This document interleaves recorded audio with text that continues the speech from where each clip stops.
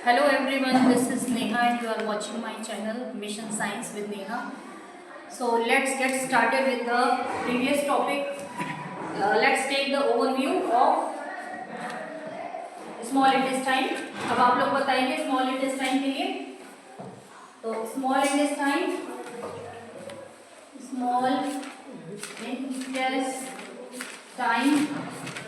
has how many parts? How many parts are there in small intestine? Three parts. Which one? बताइए पहला part क्या होता है? पहला पार्ट होता है duodenum, then jejunum, then ileum. In which part digestion takes place? कौन से पार्ट में डाइजेशन होता है? कौन से पार्ट में होता है डाइजेशन? डिओडेनम. कौन से पार्ट में होता है? Duodenum. In duodenum we have seen that macromolecules are being digested. मतलब जो मैक्रोमोलिक्यूल्स होते हैं उनका डाइजेशन होता है. ठीक है, डिओडेनम में. जेजुनम में क्या होता है? एब्जॉर्प्शन. क्या होता है? एब्जॉर्प्शन. और इलियम में क्या होता है? एब्जॉर्प्शन. हाँ, इम्पोर्टेंट इसलिए मैंने कहा कि इससे थोड़ा सा अलग एब्जॉर्प्शन होता है. आप कह सकते हैं इम्पोर्टेंट एब्जॉर्प्शन. ठीक है, इम्पोर्टेंट एब्जॉर्प्शन कह सकते हैं आप. तो इम्पोर्टेंट एब्जॉर्प्शन किस चीज का होता है? विटामिन ए, डी, ई, के, B12. ठीक है, इन सबका एब्जॉर्प्शन कहाँ होता है? इलियम में होता है. डिओडेनम में क्या होता है? डाइजेशन. क्या होता है? डाइजेशन होता है. अच्छा, तो अब हम देखते हैं जो मैक्रोमोलिक्यूल्स होते हैं. मैक्रोमोलिक्यूल्स मैंने बताया था कौन कौन से होते हैं? Proteins, carbohydrates, nucleotides and fats. तो उनका डाइजेशन डिओडेनम में कैसे होता है वो हम स्टडी करेंगे. The digestion of macromolecules in small intestine. ठीक है, your heading will be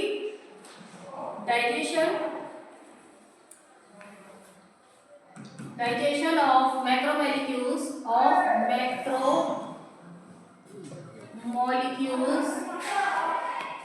in small intestine. ठीक है, तो हम डाइजेशन देख रहे हैं कहाँ पर? स्मॉल इंटेस्टाइन में. तो स्मॉल इंटेस्टाइन में जो हमारे मैक्रोमोलिक्यूल्स है अभी मैंने बताया, बताइए कौन कौन से होते हैं? प्रोटीन, दूसरा कार्ब्स, कार्बोहाइड्रेट पूरा ना लिखे मैं कार्ब्स लिखते हैं. Then nucleotide and then fats. ठीक है, तो पहला प्रोटीन, दूसरा कार्ब्स, तीसरा न्यूक्लियोटाइड, चौथा फैट. अब इसका डाइजेशन कैसे होता है वह हम पढ़ रहे हैं कि इन मैक्रोमोलिक्यूल्स का डाइजेशन स्मॉल इंटेस्टाइन में कैसे होता है. तो जो प्रोटीन होता है, प्रोटीन क्या होता है? Long chains of amino acid. ए यहाँ पर शो कर रहा है एमिनो एसिड, शॉर्ट में लिख दिया मैंने A amino acid. A for amino, A for acid. Amino acid. Then one amino acid remains connected with another amino acid with the help of the peptide bond. मतलब एक amino acid दूसरे amino acid के साथ किसके through जुड़ा रहता है? Bond के थ्रू. किसके थ्रू जुड़ा रहता है? बॉन्ड के थ्रू. इस बॉन्ड को क्या कहते हैं? Peptide bond. क्या कहते हैं? Peptide bond. तो इन एमिनो एसिड्स को अगर अलग करना है तो ये पेप्टाइड बॉन्ड को ब्रेक डाउन करना होगा. ठीक है, तो हमारी स्मॉल इंटेस्टाइन में प्रोटीन के डाइजेशन के लिए कुछ ब्रश बॉर्डर एंजाइम्स होते हैं. तो ये ब्रश बॉर्डर एंजाइम्स जो होते हैं, ब्रश बॉर्डर एंजाइम्स, तो ये क्या होता है? पेप्टाइडेसेस. पेप्टाइड बॉन्ड है ना, इसको ब्रेक करने के लिए एक एंजाइम यहाँ ब्रश बॉर्डर एंजाइम होता है हमारी स्मॉल इंटेस्टाइन में. इट इज नोन एज, क्या कहता है इसे बताइए? क्या कहते हैं? पेप्टाइडेसेस. क्या कहते हैं?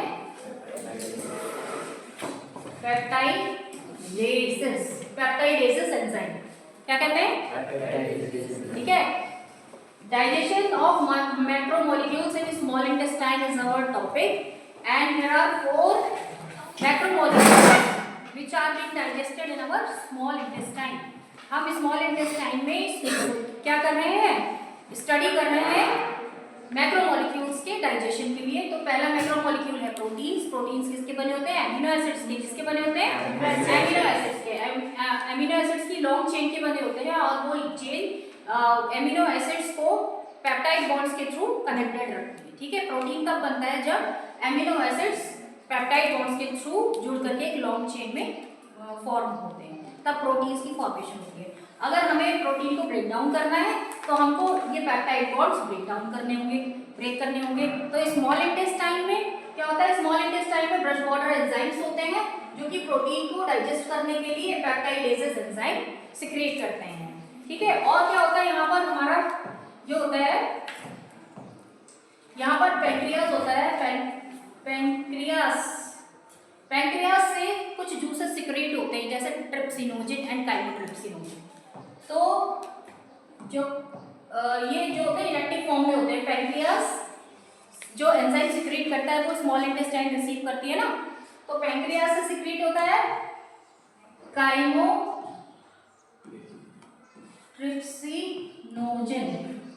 ठीक है, chymotrypsinogen and trypsinogen.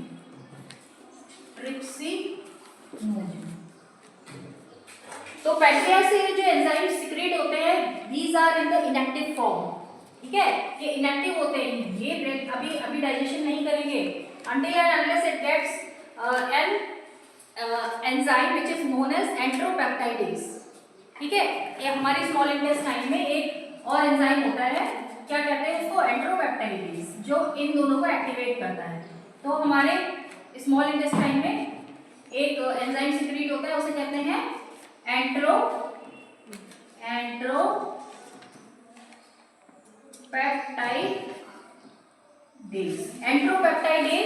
Chymotrypsin and trypsin में एक कट या एक क्लीवेज स्टार्ट करता है। क्लीवेज करके मतलब इसे काइमोट्रिप्सिन और ट्रिप्सिन में चेंज कर देता है। तो ये किसमें कन्वर्ट हो जाते हैं? Chymotrypsin and trypsinogen, sorry trypsin, chymotrypsin and trypsin में कन्वर्ट हो जाते हैं। अब क्या करते हैं ये? अब ये कर देते हैं प्रोटीन का डाइजेशन। पेप्टाइडेज क्या करता है? ब्रेक करता है पेप्टाइडेजेस, पेप्टाइड बॉन्ड को, इसमें पेप्टाइड आ रहा है ना, पेप्टाइडेजेस, एज आ रहा है मतलब ये ब्रेक डाउन करेगा, डाइजेस्ट करेगा। किसे? Peptide bond, peptidases. ठीक है, पेप्टाइडेजेस इसे ब्रेक डाउन करेंगे और काइमोट्रिप्सिन और ट्रिप्सिन ये जो प्रोटीन है उनको एमिनो एसिड्स में प्योर फॉर्म में सेपरेट करेंगे। तो इस तरह से क्या हो जाता है? एमिनो एसिड फॉर्म हो जाता है, प्रोटीन ब्रेक डाउन होकर के एमिनो एसिड फॉर्म हो जाता है। तो ये प्रोसेस आपको समझ आई? ठीक है, नाउ कम्स अबाउट, नाउ हम आते हैं किस पर? कार्ब्स पर। कार्बोहाइड्रेट्स। तो कार्बोहाइड्रेट्स हमें किससे मिलता है? ऐसे जनरली अगर देखें तो हमें मिलता है मेनली व्हीट से, है ना, मतलब जितने भी हम सीरियल्स हम खाते हैं तो उससे क्या मिलता है हमको? कार्बोहाइड्रेट मिलता है। तो कार्बोहाइड्रेट को डाइजेस्ट करने के लिए हमारे पास कुछ ब्रश बॉर्डर एंजाइम्स होते हैं। कार्बोहाइड्रेट को डाइजेस्ट करने के लिए हमारे पास कुछ क्या होते हैं? ब्रश बॉर्डर एंजाइम्स होते हैं। तो जैसे ब्रश बॉर्डर एंजाइम जैसे लैक्टेज, ठीक है, लैक्टोज शुगर होती है ना, दूध में भी क्या होती है? लैक्टोज शुगर होती है, ग्लूकोज और गैलेक्टोज मिलकर बनाते हैं। तो उससे पहले अच्छा आप लोग समझ लीजिए पहले कि जो कार्बोहाइड्रेट्स होते हैं तो किस किस के मिलकर बने होते हैं? कार्बोहाइड्रेट्स ग्लूकोज की लॉन्ग चेन होती है। ठीक है, ये क्या है? ग्लूकोज की लॉन्ग चेन होती है। ये एक ग्लूकोज मॉलिक्यूल है, दूसरा ये ग्लाइकोसाइडिक बॉन्ड से जुड़ा हुआ है। तो ऐसी लॉन्ग चेन में क्या होता है? ये मोनोसैकेराइड, मोनोमर मतलब सिंगल मॉलिक्यूल ऑफ शुगर। ठीक है, तो सिंगल जुड़े हैं तो मोनोसैकेराइड। अगर मान लो ग्लूकोज सिंगल है अगर तो मोनोसैकेराइड, अगर ग्लूकोज के साथ क्या गैलेक्टोज जुड़ा है तो क्या है? ये डाइसैकेराइड। दो है ना ये डाइसैकेराइड। ऐसे ही बहुत सारे बंच में है तो पॉलीसैकेराइड, बहुत सारे कनेक्टेड हैं तो पॉलीसैकेराइड। ठीक है, अब कार्ब्स को डाइजेस्ट करने के लिए ब्रश बॉर्डर एंजाइम कौन सा होता है? लैक्टेज, ठीक है, जो लैक्टोज शुगर को डाइजेस्ट करता है। और हमारा जो स्मॉल इंटेस्टाइन में सिक्रीट होता है वो होता है अमाइलेज। क्या सिक्रीट होता है? अमाइलेज। तो अमाइलेज और लैक्टेज किसका डाइजेशन कर देते हैं?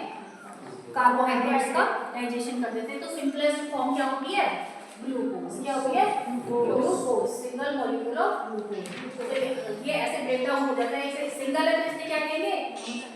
मोनो। मोनो मतलब एक, मोनो सैकेराइड, मोनोसैकेराइड फॉर्म हो जाएगा, ठीक है। तो कार्बोहाइड्रेट्स में क्या होता है? सिंगल मॉलिक्यूल है तो ग्लूकोज का सिंगल मॉलिक्यूल मोनोसैकेराइड, ग्लूकोज के और या गैलेक्टोज या दूसरी जो शर्करा अगर जुड़ी है तो वो डाइसैकेराइड, अगर बहुत सारे जुड़े हैं तो पॉलीसैकेराइड, ठीक है। अच्छा, तो अब next comes about the third macromolecule, that is nucleotides, ठीक है। न्यूक्लियोटाइड्स के लिए स्टडी करेंगे। तो न्यूक्लियोटाइड्स के लिए अगर हम देखेंगे, न्यूक्लियोटाइड्स का स्ट्रक्चर बताया था हमने। इसमें एक फॉस्फेट जुड़ा होता है और क्या जुड़ा होता है? फॉस्फेट जुड़ा होता है और एक शुगर मॉलिक्यूल जुड़ा होता है। राइबोज शुगर जुड़ी होती है और बेस जुड़ा होता है। बेस यहाँ पर नाइट्रोजिनस बेस है, ठीक है, नाइट्रोजिनस बेस। तो शुगर मॉलिक्यूल से एक फॉस्फेट मॉलिक्यूल जुड़ा है, एक बेस जुड़ा है। तो अब क्या करना पड़ेगा? जब इसका डाइजेशन होगा तो ये बेस यहाँ से ब्रेक डाउन होगा।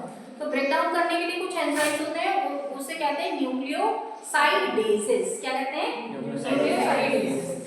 तो अब हम देखते हैं इसके डाइजेशन के लिए न्यूक्लियोसाइडेजेस।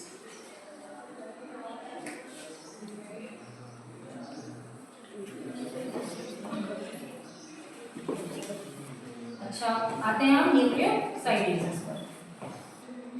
न्यूक्लियोटाइड को डाइजेस्ट करने के लिए जो ब्रश बॉर्डर एंजाइम होता है, यहाँ बी भी लिख देंगे, ठीक है। ब्रश बॉर्डर एंजाइम कौन सा होता है? न्यूक्लियोसाइडेजेस, ठीक है। ये क्या कर देता है? न्यूक्लियोटाइड को काय में चेंज कर देता है? फॉस्फेट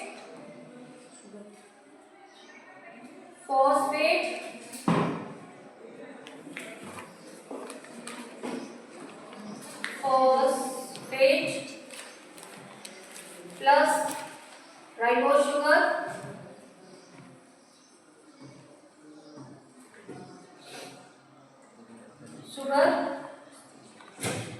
और इसे काय से सेपरेट कर देता है? फॉस्फेट और राइबोज शुगर को किससे सेपरेट कर देता है? नाइट्रोजिनस बेस से, ठीक है, नाइट्रोजिनस बेस। नाइट्रोजिनस बेसेस मैंने आपको बताए थे जो किसमें अलग होते हैं। उसमें डीएनए में क्या होता है? थाइमिन होता है नाइट्रोजिनस बेस, और आरएनए में क्या होता है? यूरेसिल होता है। 5 टाइप्स के बताए थे nitrogenous base, adenine, guanine, uracil, thymine और साइटोसिन, ठीक है। तो ये जो दो होते हैं यूरेसिल और थाइमिन, ये तो क्या डीएनए में पाया जाता है, और ये यूरेसिल जो है वो पाया जाता है आरएनए में पाया जाता है, ठीक है। अब आया fats. Now we talk about fats, digestion of fats in our small intestine. Fats, digestion of fats. तो फैट्स का स्ट्रक्चर देखेंगे तो ट्राई ग्लिसरॉल हेड है, इसमें क्या है? ट्राई ग्लिसरॉल हेड, ठीक है, और 3 मॉलिक्यूल्स ऑक्सीजन के अटैच्ड हैं, और इसमें क्या है? ये फैटी एसिड, क्या है? फैटी एसिड टेल, क्या है? Fatty acid tail. ये स्ट्रक्चर है फैट का, फैट मॉलिक्यूल का, ठीक है। ये ट्राइग्लिसरॉल हेड है इसमें, और 3 ऑक्सीजन के मॉलिक्यूल्स, और ये फैटी एसिड टेल है, ठीक है। तो अब जब इसमें फैट का डाइजेशन होता है, तो फैट का डाइजेशन होता है, तो आपको पता है फैट के डाइजेशन के लिए बाइल से क्या सिक्रीट होता है? बाइल से बाइल जूस सिक्रीट होता है। वो कहाँ स्टोर हो जाता है? वेरी गुड, गॉल ब्लैडर में स्टोर हो जाता है, और वो फिर स्मॉल इंटेस्टाइन में रिसीव होता है। मैंने आपको बताया था कि जो गॉल ब्लैडर से हमें बाइल जूस सिक्रीट होकर के स्मॉल इंटेस्टाइन में पहुंचता है, तो उसका क्या फंक्शन होता है?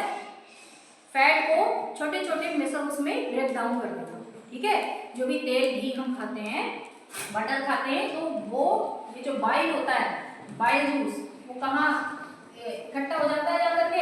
Gall bladder. ये गॉल ब्लैडर में, ठीक है, गॉल ब्लैडर में इकट्ठा हो जाता है। अब इसका काम क्या होता है? फैट को ब्रेक डाउन कर देना। तो फैट को किसमें? फैटी एसिड में प्लस ग्लिसरॉल में। किस किस में तोड़ देता है? फैटी एसिड में और ग्लिसरॉल में ब्रेक डाउन कर देता है। तो फैट मॉलिक्यूल्स हमारे स्मॉल इंटेस्टाइन में जो बाइल सिक्रीट होता है वो गॉल ब्लैडर में कलेक्ट हो जाता है और गॉल ब्लैडर से स्मॉल इंटेस्टाइन में रिसीव होता है, जहां पर फैटी एसिड और ग्लिसरॉल में ब्रेक डाउन होता है। ठीक है, तो यहाँ पर जो ये फैटी एसिड टेल है वो अलग हो जाती है, ट्राइग्लिसराइड हेड अलग हो जाता है। ठीक है, तो ये था डाइजेशन ऑफ